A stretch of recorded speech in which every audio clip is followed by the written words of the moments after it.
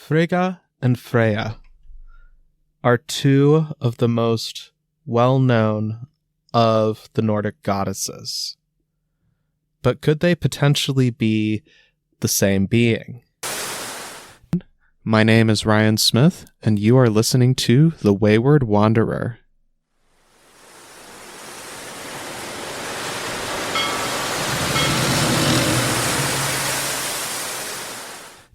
So this question that I started off the episode with is an idea that has been debated within academic as well as heathen and pagan circles that also goes to a much bigger question about the nature of deity and the way that we understand the gods.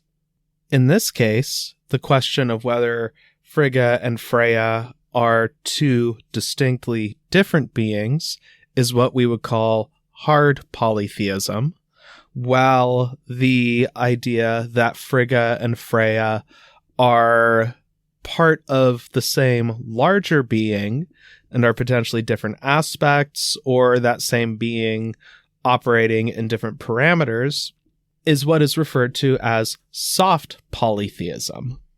Answering this question therefore requires unpacking both of these larger concepts. It also requires digging a lot more into these two particular goddesses, along with some broader, though very brief, discussion of what generally we see when we're talking about feminine identified deities. Now, before I introduce some of the bigger stuff, specifically just sort of a brief summary of what hard and soft polytheism are, I'd like to just give a quick shout out to all my patrons who are helping make this podcast happen, are helping support my more regular writing and organizing work. This episode was also a request of one of my patrons, so I'd like to give a shout out to them. And if you are interested in helping support my work, this podcast, and everything else that I'm doing, please head on over to patreon.com/waywardwanderer. $5 a month gets you 1 week advance access. When I hit 10 patrons, I'll start doing patron-only live chats, and there will be more stuff as more folks jump on board. So head on over to patreon.com/wayward wanderer. So to introduce some broad concepts, before I then give a bunch more on Frigga and Freya, who are both very interesting figures within the Nordic cosmology, and who reveal a lot, not just about themselves, and also in how both they specifically, as well as just generally the polytheistic concept of having multiple different gods of multiple different genders, challenges a lot of the assumptions that come with more conventional understandings of religion and religious practice in the modern world. Part of this is that there are even different concepts of how deity works in different parts of the world, in different places. Even, like, arguably the concept of deity doesn't translate very well to a lot of other religions. Like, the way I use deity, for example, both in my book, as well as in my writing and on this podcast, is, like, best thinking of it as more like a cosmic weight class than necessarily anything else. Of, like, it's a way of saying these are beings within the cosmology that are approximately on the same general bandwidth in terms of perceived power, influence, importance, and other similar kinds of things, as opposed to necessarily saying these specific beings over here are inherently the good guys upholding order and these ones over here are not. And the distinction between hard and soft polytheism is an excellent example of how this plays out in different religious practices and spiritual communities. as I mentioned earlier, the short way to describe hard polytheism is that you believe the different gods that exist within your cosmology are all distinct, separate entities from one another. Now, they're still operating on a scale that is vastly beyond human comprehension, but to use Greek mythology for an example, essentially what that is Zeus is Zeus. Zeus is always Zeus, even when Zeus is taking the forms of animals or old men or whatever other particular shape he might happen to be taking. And most importantly, Zeus, even when Zeus is changing form or taking on different roles within the cosmology, is still Zeus and does not become like, say, Hades or Poseidon. Zeus is Zeus. What this means is that different gods not only have their own distinct personalities and beingness, they also have, to an extent, different agendas, different objectives, and different goals, which sometimes clash, sometimes work together, sometimes just sort of operate alongside each other because that's just the way things go. Soft polytheism, by contrast, is something that is more associated with more syncretic practices. There's particularly clear examples of what's described as soft polytheism in surviving Vedic texts and in Hindu practice and certain Hindu sects. Though, this is certain Hindu sects. The thing that is referred to as Hinduism is an enormous umbrella that covers literally hundreds of language groups and different kinds of spiritual practice. So, I'm speaking in the broadest possible strokes here, where you have, for example, what's referred to as the Trimurti, the three gods known as Brahma, Vishnu, and Shiva. Brahma is the creator figure who is present at the creation of the world, who intones the sounds that echo through all of creation and set the world in motion. Vishnu is the second incarnation of Brahma. So when Brahma ceases to be fulfilling their role, they reincarnate or incarnate. It's, again, I'm talking broad strokes here. I'm way not an expert on this topic.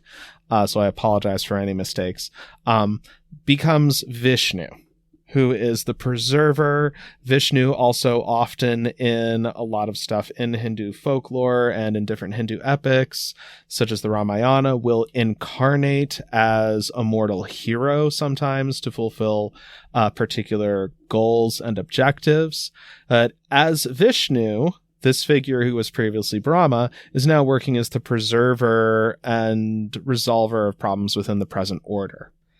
And then when Vishnu has ceased to be Vishnu, they transition then to Shiva, the destroyer, who brings an end to the current world to open the way for a new world that follows. They are the destruction that begets creation, who then, again, becomes Brahma. Another good example, which a lot of people may be familiar with in the modern pagan movement, is more conventional forms of Wicca and Wiccan-derived practice, specifically where we're talking about forms of spirituality that involve a goddess and a god, specifically the goddess and the god, where it is said that all gods are faces of the god and all goddesses are faces of the goddess. So in that particular framework of soft polytheism, Herni the hunter and Cernunnos and Zeus, to carry on from the previous example, are faces of the god. And they are still also the god at the same time. And then you have Aphrodite, Gaia, Inanna, Kali, and whatever other goddesses are being invoked are themselves as these distinct identities and the goddess at the same time. There is some historical precedent for a degree of soft polytheism. For example, in Egypt, particularly with the cult of Isis, there were some degrees of sort of what you could call soft polytheism and syncretic practice, fusing gods together in this kind of syncretic, soft polytheistic kind of way was absolutely used as a tool by Alexander of Macedon during his campaigns in the Persian Empire, particularly in Egypt, where you had the creation of the god Serapis. And ideas from Egypt would have definitely been in communication and contact with the rest of the Mediterranean world, so it's not like this is stuff that would have just been percolating in a vacuum. And when you look at deity in this kind of soft polytheist approach, things get a little more wibbly-wobbly, because there are some cases where gods become different gods when they are taking on aspects or particular names that reflect specific associations. When we're talking Nordic cosmology and Nordic practice, there isn't terribly much that answers the question about whether or not the Nordic peoples were clearly hard or soft polytheists or fell somewhere on a range in between those 2 points. As far as evidence that goes in either particular direction, I mean, like I said, we don't really have definitive evidence that was produced by the Nordic peoples that gives a clear sense of how they fully conceived of the powers of the Aesir and the Vanir and the Jotnar. Even me breaking them into those categories is itself something of a modern convenience that is based on surviving source material that may or may not have even necessarily been part of historical practice. We just don't particularly know from that crucial contemporary inside perspective. Now, what I can do is get a little bit into what is stuff from the lore that supports different particular interpretations. For the hard polytheist perspective, you've got things like, for example, the Lokasenna, which is a poem where Loki goes in and proceeds to do a flighting on most of the gods while they are gathered in Aegir's Hall and engaging in hospitality. Loki also murders a couple of people on their way in, as you do. Gotta mention, by the way, for anyone who may be new to the lore, that there is a sort of dark slapstick that runs through some of the material. If you think that's bad, just wait until you get to the part in the Prose Edda where everybody is standing sad around Baldur's funeral pyre and Thor punts a dwarf onto the flames. But back to the topic at hand. In the Lokasenna, Freya and Frigga are both depicted as being present in this hall at the same time, engaging with Loki and Loki's flighting. There is also the Thrymsvitka, more commonly known as the poem where Thor cross-dresses to get back his hammer. And I'm just going to leave that one on the table there, where, again, Freya is treated as her own distinct entity, in contrast to, say, the Grimness Mall, where, again, Frigg is being treated as her own distinct entity onto herself. And there isn't really any particular suggestion in these places or in other places in the Poetic Edda of these two beings being conflated. The soft polytheist argument around Frigga and Freya, by contrast, leans much more on things like linguistic evidence, as well as what survives from Anglo-Saxon and continental Germanic practice. The main evidence for this in terms of linguistic analysis comes from that the names, specifically Freya and Vanir, which is the group of deities that Freya is part of, are terms that don't show up outside of Scandinavian sources, whereas there is similar mention of Frigg in Old English, and specifically within Anglo-Saxon materials, and Frigga and Frio, which is stemming from continental Germany. These are names that are all sort of linguistically related and sort of come together as similar to Frigg. And this has been interpreted by some practitioners as well as some researchers to suggest that at some point in the past, Frigg and Freya may have been treated as the same deity, with Freya potentially splitting off, or, depending on how you interpret it, Freya being a soft polytheist additional aspect of Frigg, and that these are indeed part of a larger Gestalt whole, as opposed to being two distinct particular beings. Now, outside of the linguistic evidence, there isn't very much in terms of solid direct evidence that comes from the Nordic and Scandinavian sources to support this contention. Again, it is much more in linguistic analysis and looking at other related groups who, again, it does have to be mentioned, don't have anywhere near as many surviving written materials, particularly ones that were produced by pre-conversion peoples. So while on the surface, you could say that the hard polytheist perspective has more immediate evidence in terms of what survives, there isn't anything that definitively says, and therefore this is how they understood it. And while there's some evidence for soft polytheist perspective, again, there isn't anything that clearly says, and then therefore this is approximating what the peoples may have done in those times and how they may have practiced. Now, it does have to be said that when we're talking about particularly soft polytheism in modern pagan practice, we do have to be careful around what reasoning and what sources we're basing it on, because there is a lot of older scholarship, particularly when you get back to Victorian influence stuff, that freely appropriates from what they understood of Hindu practices and then try to use that to sort of backwards map onto the practices and ideas of the peoples of Europe based on things like very far removed linguistic relationships, as well as extremely broad commonalities between different figures in these different mythoses.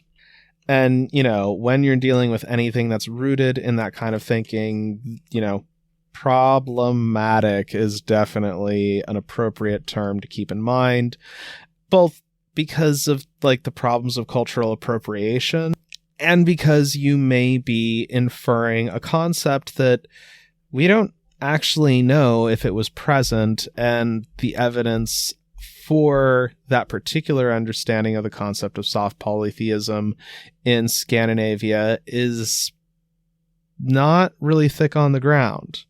I mean, again, we don't have anything that definitively says Odin's always Odin, in the same way as you can kind of say that to an extent with, say, the Greek gods or the Roman gods.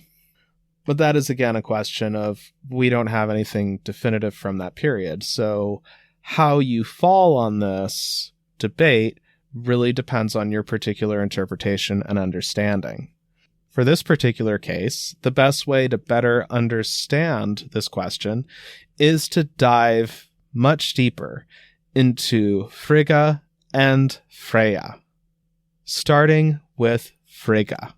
What we know of Frigga, based on surviving source material, is somewhat limited. Snorri Sturluson's description of Frigga from the Prose Edda, as one example, is fairly brief and consists of basically a sentence, which is, Then Gangleri asked, "Who are the goddesses?" High answered, "Frigg is the foremost. She owns the dwelling called Fensalir, and it is splendid in all ways." And that's it. Really, that's it. Snorri goes on to describe 14 different goddesses. Also, briefly, with Freya receiving the most lengthy description of any of the goddesses mentioned in that section of the Prose Edda. It is also worth noting that with the exception of Skadi, who is mentioned in conjunction with Njord, this is a consistent pattern in the Prose Edda. Snorri regularly takes time to dedicate whole sections at considerable length to discussing and describing the different male deities that were known to him at time of writing, offering specific stories, anecdotes, and other examples in the Prose Edda. But when it comes to the goddesses, with the exception of Freya, he has at most like a sentence or two of this is their name, this is what they're associated with, and that's it. The one exception to this, Freya, goes on at great length about her relationship with her lost husband, Odd. So, hooray for that spectacular example of the biases of the patriarchy and sexism going all the way back to the 13th century, where more time and focus was given by Snorri Sturluson to the male gods living in the male-dominated patriarchal Christian-influenced society of his time, keeping in mind particularly that Snorri had received a classical education under the auspices of Christian monks, which also at that time was deeply steeped in such biases. So it makes a certain amount of sense why Snorri is giving each of the goddesses, even though they're clearly important, only about a sentence of description, while giving the gods multiple paragraphs each. And it's not like what these goddesses are associated with is unimportant. We have, for example, Air, who is listed as the best of doctors. That's literally all she gets. One would think that, a goddess of medicine would receive at least a bit more attention and discussion, seeing how important that was, and also especially as in these days. You have others like Fulla, who is described as a virgin and carries Frigg's ashen box and looks after her footwear as sort of a maidservant. Gefjun, who is described solely as a maiden, and women who die as virgins serve her. I suspect that something got mangled between conversion and when Snorri wrote those words, which is sort of hammered home by what some of these other roles are that are assigned to them, such as, for example, Sin, whose name is translated as refusal, and she is described as one who guards the doors in the hall and locks out those who ought not to enter. She is also appointed to defend cases that she wants to see refuted in the courts, seeing as this was a part of the world that had an adversarial justice system that was done in a very public place. One would think that a goddess who is specifically associated with these processes would receive as much attention as Tyr, who's also associated with laws, courts, and similar proceedings. Probably the most egregious of these throwaway descriptions of goddesses, though, is this one that comes at the end of section 36. Earth, the mother of Thor, and Rind, the mother of Vali, are counted among the goddesses. Now, the case of Rind is one that definitely will be one I get into in a separate podcast, because that's its own whole mess to get into. But that Earth, whose name is often ascribed as Njord in other sources, literally gets just the mother of Earth in this description, I think says a lot about where Snorri's coming from, the biases of his time, his education, and the ones he carried himself. That these goddesses, some of these very important and representing very significant roles, don't merit very much attention. So this is something that's important to keep in mind, that our most comprehensive source on the goddesses of the Nordic peoples was also pretty clearly biased in favor of the masculine identified figures and sort of left the women to do the women's work, even though some of the things they're associated with are not what we would conventionally call women's work in the present day, and are also things that are very important. And then, of course, that's not even getting into the whole mess that is calling things women's work, the devaluing of domestic labor, childcare, and all those other things that happens as part of modern society. Gotta love that modern capitalism. So that leaves us, unfortunately, not very much to go on from Snorri. The only other story where Frigg features prominently in Snorri is the death of Balder. which begins with Frigg compelling an oath from all beings in all the 9 worlds to never do any harm to Balder. After discovering she left out mistletoe the hardest way possible, in the form of the mistletoe arrow that slew Balder, she then sought the aid of all the beings of all 9 worlds again to weep for Balder. And if all beings did, then it would bring Balder back from the dead. So again, even though this seems to be something that is associated with Frigg, we see Frigg being put into clearly a nurturing, domestic, and mothering role, and emphasizing these things. And again, of course, we have to keep in mind who the source is and that he has his own biases, which may explain why this is the particular story of Frigga that he brings up. And this image of Frigga as a domestic goddess, as the hearth goddess, as the goddess of marriage, tends to be what gets emphasized most. I think partly because it's something that is very easy for people to grasp onto. It makes for easy cross-mythological comparisons, particularly between Frigga and Hera, which is a thing that comes up frequently. And it also kind of fits with other preconceived notions. But that's not all there is to Frigga. For those who have read my book, you know I've got stronger opinions about who Frigga is and what she represents in my interpretation. But let's go into the source material to really unpack where it is that I'm getting this from. The Poetic Edda has 2 stories of Frigga that I think emphasize aspects which tend to get neglected in other interpretations, and in focusing mostly on Frigg's domestic aspects. The first is from the Grimnismal, which is a saga where most of the action consists of Odin being tortured in a dungeon. And what sets this all in motion is a back and forth debate between Frigg and Odin, who have, prior to the events of this saga, sponsored 2 particular young men and offered them with their favor. These men are Agnar and Geirroth. And what sets everything in motion is an argument over these 2, which, in the Bellows translation, begins as follows. Odin and Frigg sat in Hlidskjalf, Odin's hall, and looked over all the worlds. Odin said, "Seest thou Agnar, thy fosterling, how he begets children with a giantess in the cave? But Geirroth, my fosterling, is a king, and now rules over his land." Frigg said, "He is so miserly that he tortures his guests if he thinks that too many of them come to him." Odin replied that this was the greatest of lies, and they made a wager about this matter. Frigg sent her maidservant, Fola, to Geirroth.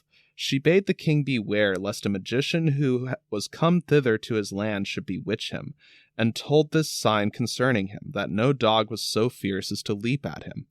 Now it was very great slander that Geirroth was not hospitable, but nevertheless he had them take the man whom the dogs would not attack. He wore a dark blue mantle and called himself Grimnir, meaning the hooded one, but said no more about himself, though he was questioned.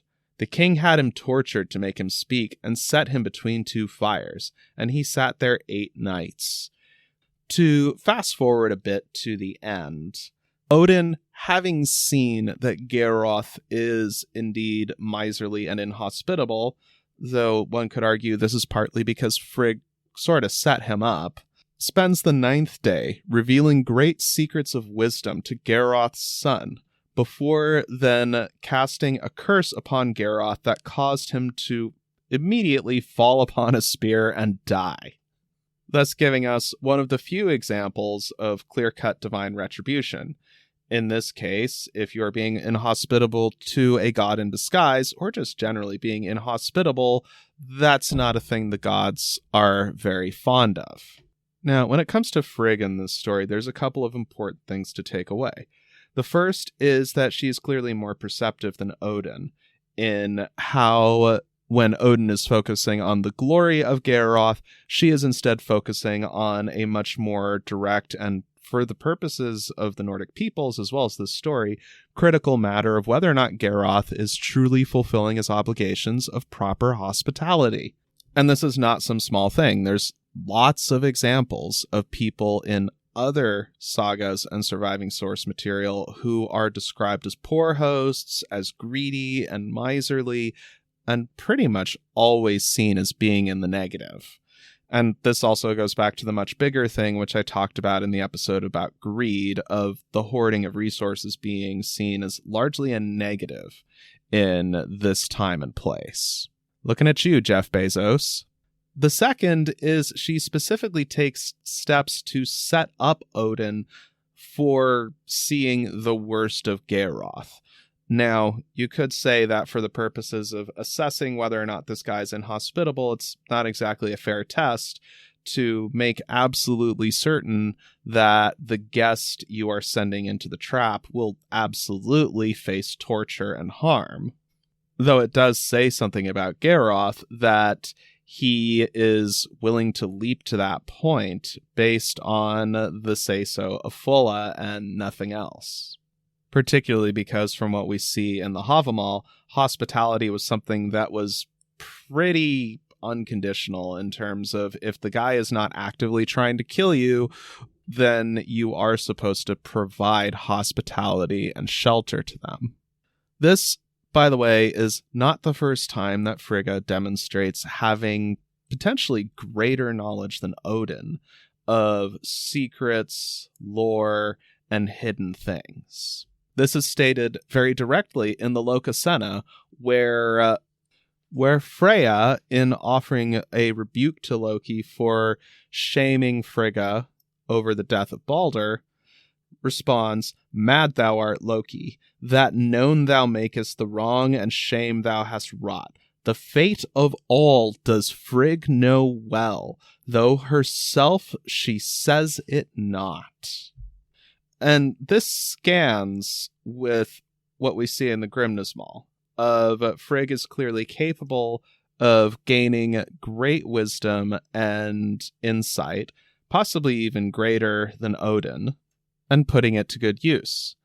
There's also another story that claims the name of the Langobards, who were a Germanic group that migrated into Italy after the fall of the Roman Empire, gained their name from that they were seeking the favor of the gods. And Odin, who was, of course, trying to play his own games, swore that he would bestow his favor on those who he first saw upon waking and giving a name.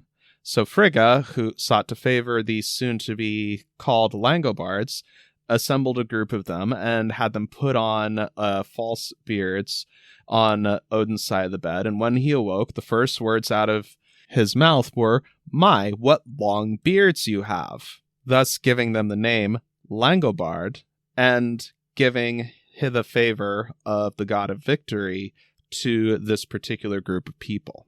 This consistent refrain of Frigg both having knowledge that even Odin doesn't, and then using it to advance her own ends, is something that tends to get de-emphasized when we talk just about Frigg as a goddess of marriage and hearth and home.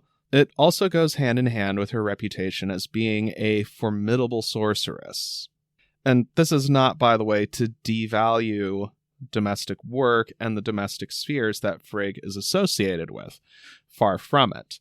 Because when we're talking domesticity, I mean, aside from all the problems that come with modern society and its systemic devaluing of domestic work, including things like, for example, how the value of unpaid, largely women's labor doesn't get calculated into figures like gross domestic product, per capita income, and other similar figures that are used by economists to measure the size of economies, even though all of this domestic labor is basically essential to keeping society moving.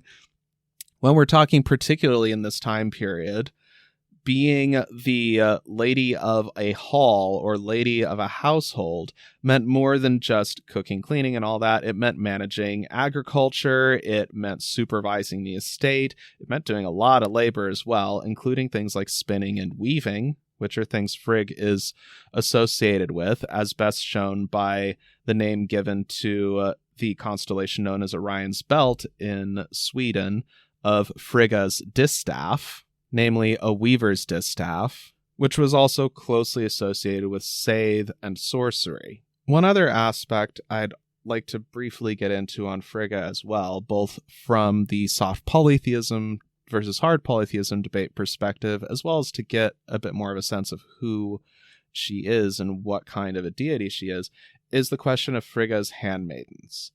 Now, there are several goddesses who are listed after Frigg in the Prose Edda who are described as having specific functions and duties, a couple of which I mentioned earlier. Now, there are a few of them, such as Fulla and Hlyn and Nya, who are specifically listed as being servants or otherwise in service to Frigga. The rest are simply listed as their own independent figures. Some authors, like Diana Paxson, for example, point to this listing to claim that all of these different goddesses who are there, with the exception of Freya, count as Frigga's handmaidens, even though there's only 3 who are specifically named as being associated with and in service to Frigga.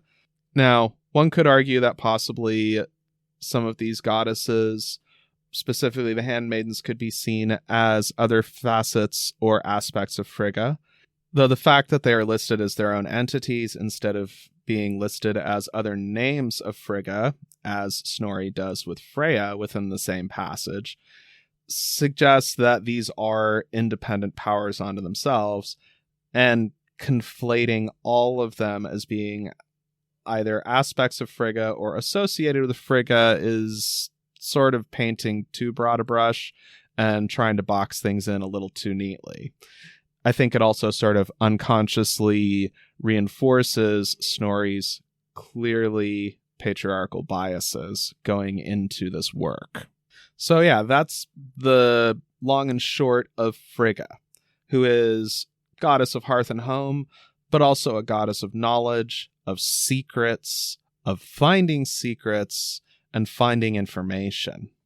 She is a patient weaver in many different senses of what weaving means, both of the literal kind as well as in the sense of shaping events to her own ends. Now, next, moving on to Freya, who is more well known both in and outside of heathen practice, we have a figure who is described at greater length than what we see for Frigga, which is interesting because even Snorri says that Frigg is the foremost of the goddesses. Snorri's description of Freya from the Prose Edda is as follows. Freya, along with Frigg, is the most noble. She married the man called Odd. Their daughter, Hnoss, is so beautiful that from her name comes a word for treasure that is exceptionally handsome and valuable. Odd went traveling on distant paths while Freya remained behind, crying tears of red gold. Freya has many names, because she gave herself different names as she traveled among unknown peoples searching for Odd. She is called Mardal and Horn and Geffen and Seer. Freya owned Brisingamen, the necklace of the Brisings. She is called the goddess of the Vanir. And that's all he wrote. Certainly fails the Bechdel test on its face, in how much of what's given is pretty much entirely about her relationship with Odd. There is no mention, as there is in other surviving source material, of how Freya taught Odin save, or of her chariot that is said to be pulled by cats, something that for modern practitioners is used as proof of Freya's enormous power, that she could get a team of cats to work together and do what she tells them to do, which does not come up anywhere in Snorri. Snorri also assigns the Valkyries, who are associated in other sources as being specifically under Freya, with Freya receiving half of all the slain before Odin gets the rest for Valhalla. You know, that's not in Snorri either. I guess you could say that's another one to chalk up towards Snorri Sturluson being a source to be handled with caution. This is also part of why generally in my writing and my other work, when in doubt, if there's a contradiction between Snorri and another source, I tend to go with the other source as long as it's credible. Now, what we do know of Freya suggests that she has a distinctly different personality than Frigg, where Frigga is described as knowing much and speaking little in the Lokasenna. We have very specific descriptions of Freya's rage in the Thrymsvika, in the face of being told that she's going to have to go get married off to a giant so Thor can get his hammer back because Loki did something stupid with the hammer and lost it. And in the Lokasenna, where she more than happily goes blow for blow with Loki during the flighting. Traditionally, and in many conventional interpretations, Freya is treated as a goddess of love and romance, also by some a goddess of sexy times, and in some interpretations you could see her as being strongly associated with all things feminine. But I think this is both reading too much into Snorri, who emphasizes her relationship with Odd ahead of literally everything else about her, and is also an example of a kind of forced parallelism that you see in comparative mythology and in studies of pre-Christian religions, where, generally speaking, the gods of Olympus are used as a broad template that is then imposed on other pantheons, even when and where it really doesn't fit. And Freya is a great example of the shortcomings of this kind of logic. As we can see, there are associations in surviving source material between Freya and love and romance. But there's also some pretty clear associations with war, fury, and the ecstatic magic of Scythe. This is why, in my book, as well as in my other materials, I refer to her more as a goddess of passion, of that she is more than just love and romance. She is the goddess who fires strong feeling of any kind, that she is the one who is there in moments of love and rage and everything in between. Her associations with the Vanir and magic are also significant. Even though Snorri only assigns brief mention to it, the Vanir are described in the Völuspá as being mightier with magic than the Aesir, and sufficiently mighty that they were able to effectively check the Aesir's superior war prowess during their conflict. These associations with the esoteric, the mystical, and the liminal with the Vanir are especially pronounced when we're talking about Freya, but it's generally something that I think is important to keep in mind when we're talking about this goddess. This is also a thing that is a distinct difference between Freya and Frigga. Frigga is usually listed and described in other source materials as being one of the Aesir, while Freya, in surviving Scandinavian source materials, is unquestionably one of the Vanir. In fact, she is specifically one of the two Vanir who was traded as a hostage to end the war between the Aesir and Vanir, and is considered to live mostly among the Aesir.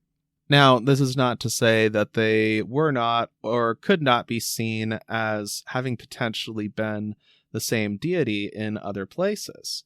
For example, within Anglo-Saxon sources of Frigg, who is simply Frigg, and her name is, like Freya's name, translated often as meaning lady. And the same is true of what we know from materials on Proto-Germanic practice. But this nonetheless only really highlights, at least when we're talking in the Nordic context, how much these are two distinct beings in terms of what is depicted. One aspect that particularly stands out with Freya, in contrast to Frigga, is Freya's wanderings, which, according to Snorri, was in search of Odd. But it's interesting that Freya is described as wandering and having many names in many places, which is an attribute that's only shared with Odin, who is said to have so many names because of his different wanderings in the 9 worlds. This has led some to describe Freya as almost being like an opposite sex, different pantheon version of Odin, namely that of being a being who is more than just necessarily just, as is the case of Odin, a god of war and rulership, but also of seeking wisdom and of pursuing knowledge. Freya, similarly, is more than just a goddess of love. She is a goddess of all the different passions. She is a goddess of war, of magic, and one who seeks out and wanders and pursues her own goals within the world when necessary. One of the best Freya Odin stories I've heard that survives in source material that really sums up also how incredibly powerful Freya is one instance where observes 2 brothers who are kings and also have mighty armies that Odin wants for his own and needs for them to die so he can claim them as his. So he puts up Loki to steal Freya's Brisingamen necklace and bring it to him so he can use this to basically force Freya into doing his bidding. Freya's response is best summed up as rolling up her sleeves and saying, "Oh, you want a war? I will give you a war." Where she then proceeds to go down and get these 2 brothers who are described as being the closest of brothers into such an intense feud with each other that they muster all their armies and troops. They march on each other in a great wood, and when those troops are engaged in battle, Freya appears over the field and casts a curse upon all who are present, so they are doomed that upon death they will rise again to continue to fight, trapped in an eternal battle without end. At this point, you can also kind of imagine Odin's in the corner going, "Okay, that's enough. You can stop now. Please. Okay, I'm just gonna hide over here. You can have your necklace back. I'm really sorry about all that." This is significant in that Freya there, as well as in teaching Odin's Scythe and in other places, is, like Frigga, depicted as equal and in some places greater than the god who's usually portrayed as the king of all gods, the all-father, and the ultimate authority figure. Don't worry, there will be a podcast on that coming in the future. Odin is his own thing that needs to be unpacked. The point, though, is that Freya, like Frigga, is being depicted in sources as being a significant power within her own right, as having considerable might and wisdom, and, being able to basically stand her ground with Odin and get what she wants as being a further affirmation of who and what it is that she is and represents. Which makes for a marked contrast with Snorri, who mostly focuses on her relationship with Odd and that she has a beautiful daughter. And also in contrast to more surface level interpretations of Freya as merely a goddess of love, as some kind of Nordic Aphrodite. So, all of this said, and all of this information given, let's get back to the top of the hour and the question that kicked off this podcast in the first place. Are Freya and Frigga the same deity? And the answer is, it really depends on how you interpret the surviving material. Now, one could, if it is your inclination, apply a soft polytheist frame to Frigga and Freya, or potentially to some other goddesses who are mentioned alongside Frigga and Freya, and treat these as broader figures who have these different aspects and personalities that sometimes manifest in different ways. And you could point to things like many of the gods having multiple different kennings and guises for arguing that it's entirely possible some of these deities are potentially the same figure in a similar fashion to, say, the Trimurti of Hinduism that I mentioned earlier at the beginning of the podcast, or the Wiccan concept of goddess and god. Though I do want to emphasize, again, there's no evidence that anything like the Trimurti was a thing that existed for the Nordic peoples, and I would very strongly caution against importing that concept because that is cultural appropriation. Please don't do that. We already have plenty of our own material to work with. I personally lean much more towards the hard polytheist interpretation, and this is based on what we see in the source material. There are places where Freya and Frigga are depicted as being in the same place at the same time, interacting as their own distinct individuals. That while one could argue that in more Anglo-Saxon or continental derived practice, if that's your particular inclination, that they can be treated as the same figure, I don't think there's much basis for doing that within surviving material if you're working in a more Nordic context. Now, this is not to say that anyone who uses a soft polytheist approach for understanding the Nordic gods is therefore wrong. What I'm saying is I do not agree with that interpretation, but if that's what it is that works for you and is how you understand these enormous, complex, and powerful entities, then you know what? Whatever works for you. What's important, I think, is more for folks that are on different sides of this debate to be respectful of these different approaches, in part because, again, the evidence is incomplete. We don't actually have any source material that definitively says if the peoples that we're drawing inspiration from were hard or soft polytheists or something in between. Either way, there's no dispute that Freya and Frigga are both very significant and critical figures within the lore and surviving source material, which justifies making them significant figures within broader practice.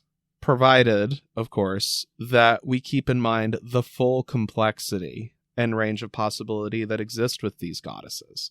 That there's more than just reducing Frigga to a devalued understanding of hearth, home, and domesticity, that Freya is more than an avatar of love, and that what these powers represent is complex, multifaceted, and represents rich veins of meaning to be mined by modern practitioners. This has been my take on this whole debate over Frigg and Freya. If you enjoyed this episode and my other work, please consider heading on over to my Patreon and contributing. $5 a month gets you advanced access, and once I hit 10 patrons, I'll be doing monthly live Q&A sessions with my patrons, along with more rewards and benefits as my Patreon grows. So, thank you all for listening. This has been Ryan Smith at The Wayward Wanderer.